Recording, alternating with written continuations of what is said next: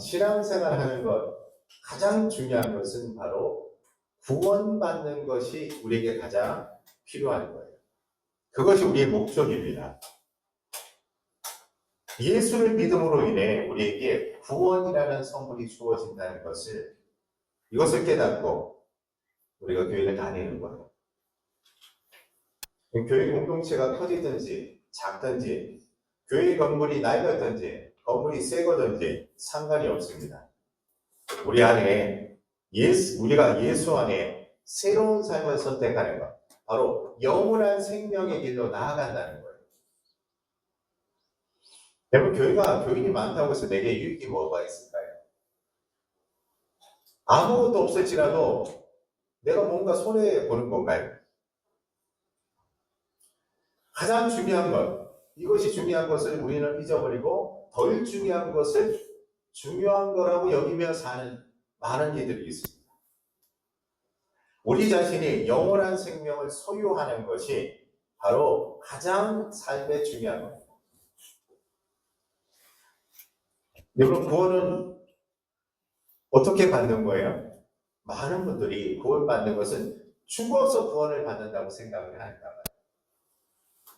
구원의 가장 큰 목적은 천국에 이르는 건데, 천국에 이르는 삶, 구원을 죽으면 가는 곳이지 살아있을 때는 상관이 없다라고 생각하는데 그건 잘못된 생각이에요. 여보, 저기 얘기 한번 보세요. 로또의 1등이 당첨이 됐습니다. 이번 로또 1등에 요즘 20억인가 30억이잖아요. 당첨되면 어떤 기분이 들어요? 돈을 타기도 전에 번호를 확인했는데 농협에, 서울에 있는 그 농협에 가가지고 돈을 받아오기 전에도 어떻게 해요? 우리의 삶은 이미 어떻게 해요?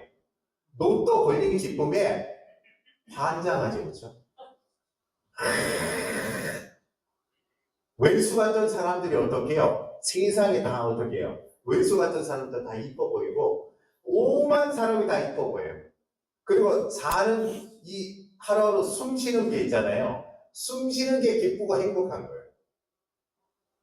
그렇죠?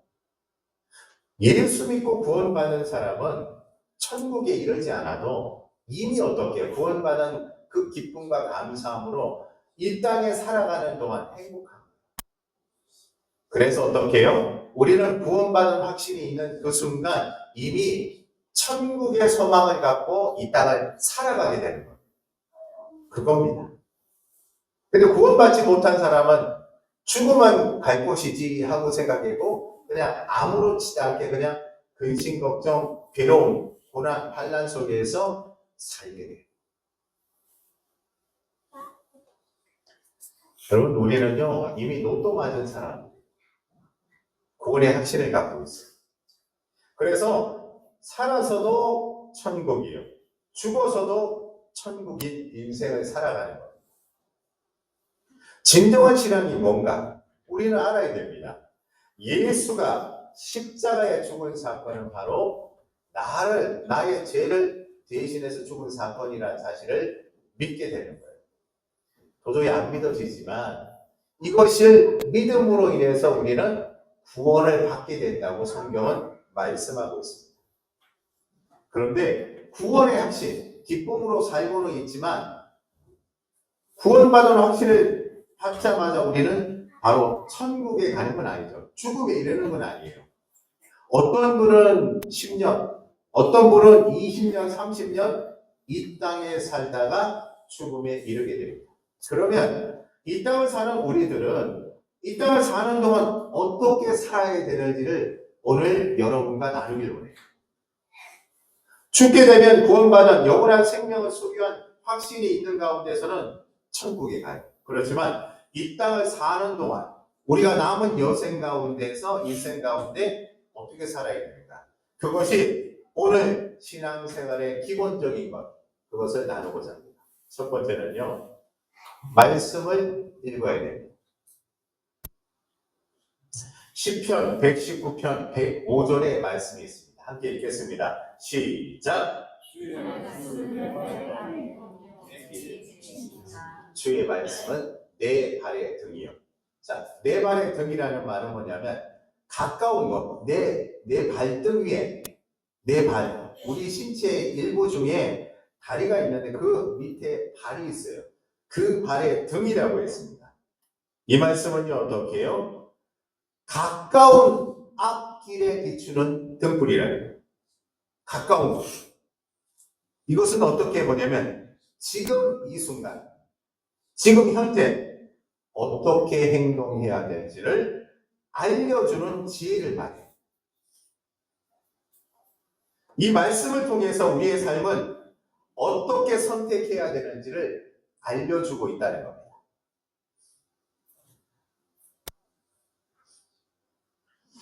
그리고 그 다음에 나오는 구절에 내 길의 빛이니이다. 내 길에는 어떻게 해요?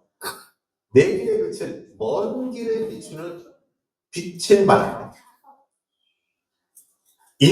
우리의 인생 전체의 방향과 목표를 보여준다는 말입니다. 내가 어디로 가야 할지 보여준다는 거예요.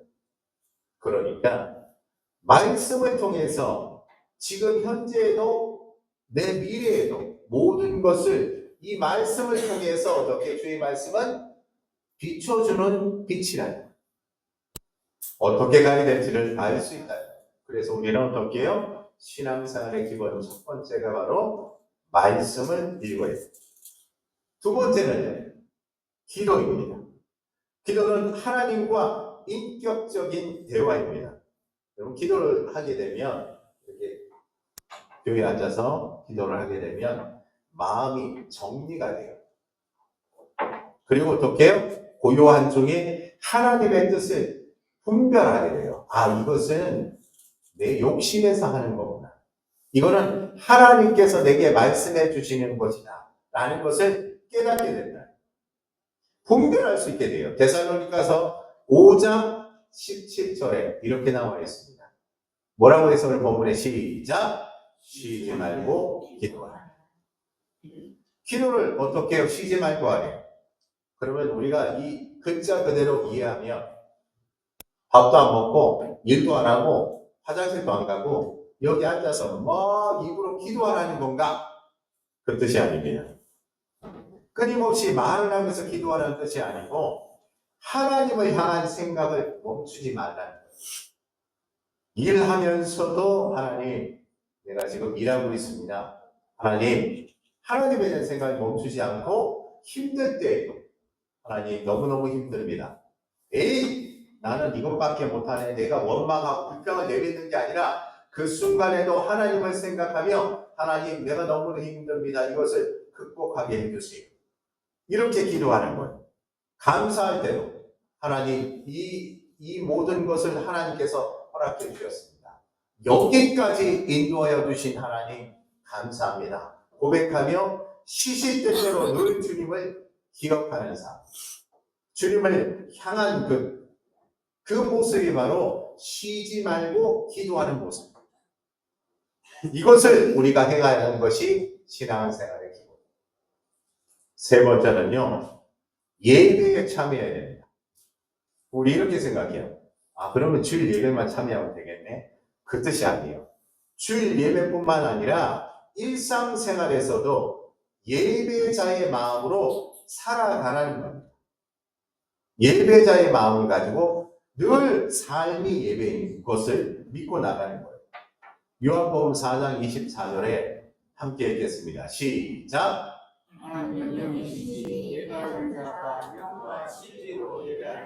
자, 하나님은 영이라고 했습니다. 영이라는 것은 뭐냐면 물질적인 형체가 없는 거예요. 그래서 지금 이 순간에 전국에서 수만 개의 교회가 동시에 예배드리지만 하나님은 형체가 없고 시간의 제약이 없고 모든 것이 없기 때문에 하나님은 모든 교회에 함께 지금 이 순간 계신 거예요. 그것이 하나님이세요. 무소부재라고 했습니다. 우리는 예배가 형식이 있어요. 순서가 있습니다. 대표 기도가 있고 특성이 있지만 이 안에 뭐가 있었냐면 영적인 소통이 있어요. 영과 진리로 예배할지니라고 하는데 두 가지 예배 요소가 있어요. 첫 번째는 영으로 드리는 예배가 돼요. 하나님과 나와의 관계, 이 1대1 관계예요. 공동체가 아니에요. 내 하나님과의 관계 속에서 이 예배 가운데 영으로 내 마음이 진정으로 드리는 예배, 내면에서 이루어지는 교제가 있어요. 예배하는 가운데 하나님과 소통하며 이 안에 예배가 있는 거예요. 형식이 아니에요. 또 하나의 드리는 예배는 진리로 드리는 예배가 되어야 되는데 진리는 하나님의 말씀이 진리예요. 말씀을 근거로 하여 그리스도를 중심으로 예배를 드리는 거예요. 여러분, 목회자가 말씀을 전할 때 삶에 있어서 삶의 철학과 삶의 어떤 흐름과 이 땅에 흐르는 사상들을 전하는 것이 아니에요. 오직 말씀을 가지고 진리의 말씀을 가지고 전하는 거예요. 그때 하나님께서 이 예배를 받으시고 우리를 기뻐하신다고 하셨어요. 진리로 드리는 예배가 되어야 됩니다. 말씀을 근거로 하여 그리스도를 중심으로 예배를 드리는 것. 이것이 하나님께서 받으시는 예배. 내 삶의 삶 가운데서 예배자의 모습으로 하루하루 살아가는 여러분 되시길 부탁드립니다. 마지막으로 성도 간의 교제가 있어야 됩니다. 혼자서는 신앙이 자라기 힘듭니다. 어떤 분은 TV를 틀어놓고 기독교 방송을 예배를 드립니다. 예배를 드리지만 예배 가운데에서 성숙함을 이루기가 어렵습니다. 여러분, 교회 안에 보면 나하고 맞지 않는, 성향이 맞지 않고 생각이 다른 분들을 만나게 됩니다. 그분들을 섬기면서 수많은 어려움 속에 처합니다. 그래도 그 삶을 통해서 내 신앙이, 내 믿음이, 내 신앙의 분량이 점점 성장합니다. 우리 학교에서 중학생들, 고등학교 있지만 공부만 가르치는 게 아니고 뭐가 있어요? 시험이 있습니다. 중간고사, 기말고사를 치게 되면 내가 어느 수준이라는 것을 평가받게 되고 그것을 통해서 더 많은 노력들을 해야 합니다. 근데 시험을 안 치면 내가 공부를 잘하는지 모르는지 몰라요. 그래서 어떤 음악이 계통이나 예술 계통이나 전부 대회가 있어요. 그것을 통해서 내가 어느 수준인 것을 깨닫고 좀 내가 부족하다 그러면 더 많이 노력하게 돼요. 신앙도 마찬가지예요. 성경에는 장성한 분량에 이르도록 하라고 말씀하고 있어요. 그 장성한 분량은 나 혼자서 TV 앞에서 예배 드리면 장성한 분량으로 된다 그러면 저도 그 앉아 있겠죠? 그렇지 않아요. 어디에 있어요? 예배 초소에 신앙생활을 하고 있는 함께하는 이들과 함께 나아가야 돼요. 그러다 보면 나는 어떻게 해요? 신앙이 성장하게 됩니다. 물론 여러분의 삶이 예배뿐만 아니라 삶의 현장 가운데서 수많은 이들과 만나서 복음을 증거하고 복음의 편지가 되어서 살아가야 됩니다. 그러면 성장합니다. 어떤 교회 공동체는 싸움만 하면 성숙함이 없어요. 거기는 어떻게요? 비난을 전문적으로 잘하는 방법만 배우잖아요. 그런 게 아니라 여러분의 직장과 그 학교와 삶의 현장 가운데서 반드시 그곳에서 복음, 믿음 안에서 살기로 몸부림을 치며 살아가야 된다. 그래서 어떻게 해요? 나하고 전혀 맞지 않는 분들과 만나서 이야기하고 그 씨름을 해야 우리의 성숙함이 이르게 된다는 거예요. 히브리서 10장 24절에 이렇게 말씀하고 있습니다. 시작! 서로 돌아보아 사랑과 선행을 격려하며. 서로 돌아보래요. 돌아본다는 건 어떻게 해요? 내 혼자만 막 가다가 주변을 살핀다는 거예요. 그런데 어떻게 해요? 깊이 살피는 거예요. 상대방의 상황을 깊이 이해하고 배려하며 돌아보라는 뜻입니다. 나 혼자만 잘 가고 난 좋아가 아니고 어떻게 돌아보는 거예요. 그래서 교회 안에서 많이 하는 것, 봉사라 섬기라 이런 것들 많이 하는 일과 이웃을 돌아보는 거예요. 형편을 돌아보는 거예요. 우리는 우리가 만족하고 사는 것으로 끝나는 것이 아니라 가난하고 어려운 이들을 돌아볼 줄 아는 그 믿음의 분량에 이르게 돼야 돼요. 사랑과 선행을 격려해야 돼요. 보니까 사랑과 선행을 격려하며, 이 격려하다는 말에 어원이 있어요. 어원은 뭐냐면 자극하다. 격려하는 거는 어떻게 해요? 잘하지 않았는데 격려하는 건데 자극한대요. 그리고 뭐냐면 강하게 흔들다가 있대요. 흔들대요. 교회 안에서 있잖아요. 나는 내 신앙이 잘하는 것인 줄 알았더니 누가 와서 그렇게 하면 됩니까? 하면 어떻게 내 마음이 요동을 안 치겠어요? 흔들어요. 신앙은 어떻게 해요? 서로 소통하면서 교제하면서 흔들어줘야 된다. 서로를 흔들어서 깨어있게 하라는 말이 바로 이 말씀입니다. 신앙이 식지 않도록 서로 깨우고 도전하라는 의미입니다. 교회 규모가 작을수록 모든 일을 목회자한테 다 의지하는 경우가 있어요. 그렇죠? 목회자가 다 해주길 기대하고 목회자가 다 모든 것을 배려하길 원해요. 근데 제일 중요한 게 뭐냐면 여러분, 규모가 크든 적든 간에 각 부서별로 서로가 격려하며 흔들어 깨우려고 노력해야 돼요. 저는 제가 다 하면 될 줄 알았어요. 다 하면 안 된다는 걸 나중에 깨달았어요. 저의 영역이 아니고 저에게 주어진 것은 말씀을 전하고 예배를 인도하는 것. 그 외에는 모든 성도들이 책임을 지고 각자의 부서별로 서로 격려하고 부서별로 각자 말씀을 권면하고 함께 공동체로서 함께 봉사하며 섬기는 일들을 그들 자체 스스로 해야 된다는 걸 깨달았어요. 제가 모든 걸 배려해서 모든 걸 해줄 수 있는 게 아니라 각 성도들이 해야 된다. 서로를 돌아봐.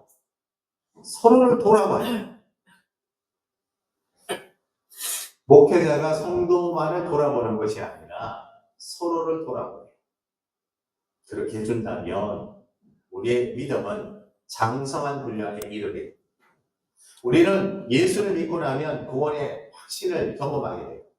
그러면 기뻐서 행복해요. 천국에 바로 가지 못한다면 이 땅에서 살아가야 될 신앙생활의 기본은 말씀을 읽도록 해야 돼요. 늘 기도에 힘써야 되고 예배자로서 인생을 살아가야 되고 성도 간의 교제하기를 멈추지 말아야 돼요. 서로 격려해야 돼요. 서로 신방해주고 서로 전화해주고 서로를 해줄 수 있어야 되는 신앙을 이제는 해나가야 돼요. 이 시간에 여러분 도전받길 원합니다. 여러분의 삶이 도전받길 원합니다.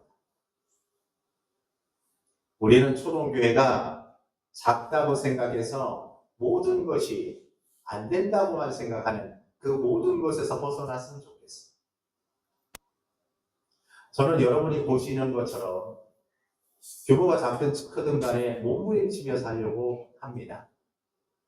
지난주부터는 참 기도하는 가운데 이제 참 좋은 요양원에 다시 예배를 시작했습니다. 내게 주어진 게 뭔가? 나의 믿음의 어떤 방향이 뭔가?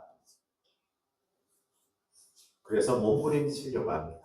여러분 각자의 삶 가운데서도 오늘 말씀을 꼭 기억하시고 신앙생활의 기본 격려하면서 소통하면서 서로 돌아봐 주길 바랍니다. 저 혼자는 할 수 없는 일이 너무 많다는 것을 여러분도 알고는 있지만 저한테 다 하기를 기대하고 있는 마음도 있을 겁니다. 이제 그런 거 내려놓으시고 서로가 남성교회는 남성교회대로 서로가 격려하며 함께 성교회를 통해서 작지만은 무엇을 행할 길을 모색했으면 좋겠어요. 여전도회는 여전도회끼리 모여서 뭉쳐가지고 섬기며 봉사하며 함께 교제하며 함께 웃고 마시고 즐기며 모든 것을 해갈 수 있는 일들을 만들어 봤으면 좋겠어요. 이제는 우리 교회 초동교회가 방향이 그랬으면 좋겠고, 그렇게 한다면 하나님께서 우리에게 부탁하신 이 땅의 신앙생활, 믿음의 삶, 그것은 우리가 진짜 행하는 초대교회의 진짜 모습대로 살아가는 교회가 될 거라고 저는 믿습니다. 그런 삶을 사시는 여러분 되시길 부탁드리겠습니다.